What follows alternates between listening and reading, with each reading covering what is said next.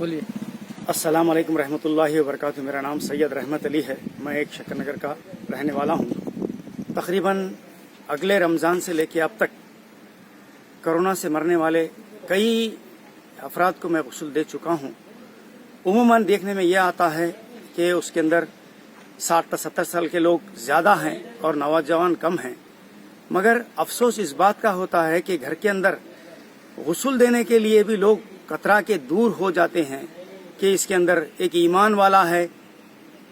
انتقال ہونے کے بعد باپ کا، بیٹے کا، بھائی کا، چچا کا، یہ سارے لوگ یہ بیماری کہیں ہم کو لگ جاتی ہے، اسی لیے دور چلے جا رہے ہیں. اب اس وقت موجودہ حالات کے اندر پریزنٹلی اس رمضان کے اندر 10 دن سے میں کنٹینیو غسل دیتے جا رہا ہوں. صبح شام 2 3 4 5 حتیٰ کہ قبرستان میں قبر کھودنے والے کو بھی 8 8 10 10 لگ رہے ہیں. لیکن مگر یہ دماغ میں سے نکال دیجئے کہ بیماری مردوں کو غسل دینے سے یا اس کو چھینے سے اس کے بو سے آ جاتی. بلکہ WHO والوں کی طرف سے یہ بھی احکامات ہیں کہ اگر انسان فوت ہو جاتا ہے غسل دینے کے وقت اس کے ساتھ سمٹمز اس کے ختم ہو جاتے ہیں، کوئی بھی رہتا. ہم کس راستے کے اوپر جا رہے ہیں؟ ہمارا ایمان اتنا کمزور ہو گیا کہ ایک ایمان والا اپنے ایمان والے بھائی کو غسل دینے کے لیے بھی دور رہتا ہے، ہاتھ لگانے کے لیے دور رہتا ہے، کاندھا لگانے کے دور رہتا ہے. میں اپنی آنکھوں سے یہ دیکھتے ہوئے آ رہا ہوں. ادباً گزارش کر رہا ہوں سب لوگوں سے کہ یہ بیماری کچھ بھی نہیں ہے. ایمان پہ یہ ساری چیز کا لینا دینا، زندگی کا دینا، موت کا دینا، بیماری کا دینا، شفا کا دینا تقدیر میں لکھا ہوا ہے انسان کے پیدا ہونے سے اب تک. مگر ہم افسوس ہمارا ایمان کمزور ہو گیا ہے. میں یہ ادباً گزارش کر رہا ہوں آپ سب لوگوں سے، حتیٰ کہ پڑوسی کے کاندھا دینے کے لیے تک نہیں آ رہا ہے. بڑی افسوس کی بات ہے، ہمارا اتنا ایمان کمزور ہو گیا ہے. میں ہاتھ جوڑ کے اب سے آپ لوگوں سے گزارش کر رہا ہوں، مساجد کے لیے مردوں کو نماز پڑھائیے، جنازوں کو، اس سے کوئی بیماری نہیں آتی. قبرستانوں میں جائیے، ان کے ساتھ رحم کا کرم کا معاملہ کریے، ہمدردی کریے پڑوسیوں کے ساتھ، اور ان کے ساتھ جا کے ان کے غم کے اندر ان کا ہاتھ بٹائیے، ان سے تسلی دیجیے.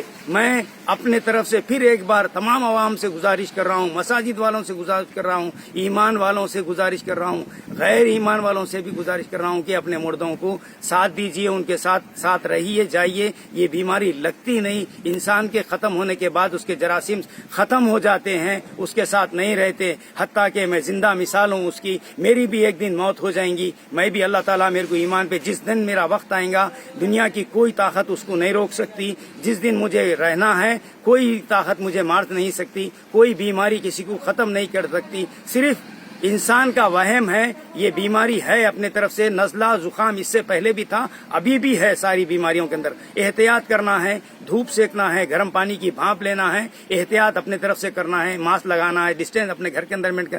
ہمارے چھوٹے چھوٹے بچے بستیوں میں کھیل کے آتے ہیں، گھوم کے آتے ہیں، ہم ان کو قریب رکھ لیتے. کتنے لوگوں سے نہیں ملتے اندازہ نہیں ہے، بیماری نہیں لگتی. مگر میرا بولنے کا مطلب ہے کہ ہر ایمان والے سے میں ادباً گزارش کر رہا ہوں کہ اس کے اندر تعاون کریے. میں سب لوگوں سے، اگر کوئی انتقال ہو جاتا ہے اس کے ساتھ ہمدردی کریے، اس کا ساتھ دیجیے. تمام لوگ کاندھا دیجیے، غسل کے ساتھ رہیے، قبرستان تک اس کے جائیے. میں اپنی آنکھوں سے دیکھا ہوں، بیٹا بھات کو ہاتھ لگانے سے پہلے ہاتھ دھو رہا ہے، سینیٹائزر لگا رہا ہے، اور غسل دینے کے لیے ہاتھ بٹانے کے لیے لوگ نہیں رہ رہے ہیں. مہربانی کر کے ادباً گزارش کر رہا ہوں میں اب سے کہ ایسا اگر وقت آ گیا تو تمام لوگ مل کے جدوجہد کرتے ہوئے ان کا ساتھ دیجیے، غسل دیجیے، کفنائیے، قبرستان جا کے تدفین کریے. اللہ تعالیٰ مردے کے طرف سے مصلیوں کی جو نماز جنازہ پڑھتے ہیں، اگر وہ نیک ہوگا، حدیث میں آتا ہے، تو مصلیوں کی مغفرت ہو جاتی ہے ایک نیک مردے سے. اگر ہم لوگ نیک ہیں تو مردے کی مغفرت ہو جاتی ہے. اللہ تعالیٰ سے میں دعا کر رہا ہوں جتنے بھی لوگ گزر چکے ہیں، ہمارے اہل خاندان جتنے بھی آج تک گزرے ہیں اس بیماریوں سے، اور تمام مردوں کے لیے مغفرت کی دعا کرتا ہوں. اللہ تعالیٰ سب کی مغفرت کر دے. میں بھی ایک دن میرا وقت آئے گا، میں بھی چلے جاؤں گا. اللہ تعالیٰ ہمارا سب مسلمانوں کا سب کا ایمان پہ خاتمہ کرے، ایمان کے اوپر مضبوط قدم رکھے. السلام علیکم.